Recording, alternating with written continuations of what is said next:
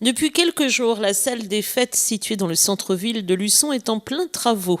Vieillissante et de moins en moins adaptée aux nombreuses demandes, la ville a donc décidé de lui redonner un petit coup de jeune. Pour cela, une équipe d'une dizaine de personnes travaille d'arrache-pied car la salle est refaite du sol jusqu'au plafond.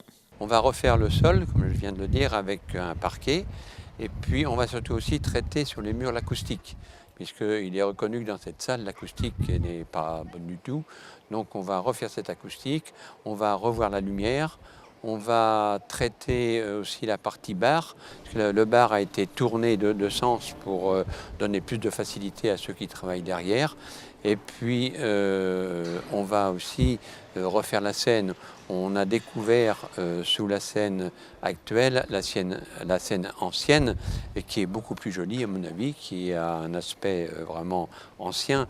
Donc on va conserver tout ça, on va lui redonner un look tout à fait différent de ce qu'elle avait. On ne va plus reconnaître la salle des fêtes, elle sera plus jolie, elle sera plus confortable, et donc les associations pourront encore mieux l'investir.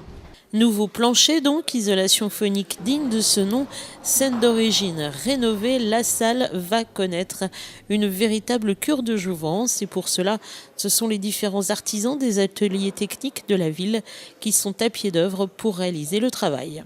On travaille en régie, hein. C'est sûr que nos personnels sont tout à fait compétents pour refaire ce genre de travail. Alors ça va bloquer la salle des fêtes pendant quelques mois, puisqu'on pensait la faire pour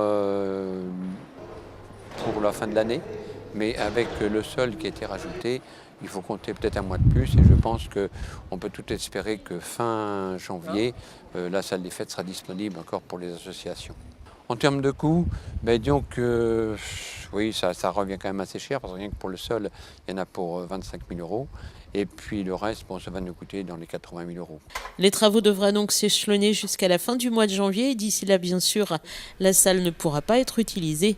À noter également qu'un garde-fou sera installé pour sécuriser la rampe d'accès à l'entrée de la salle.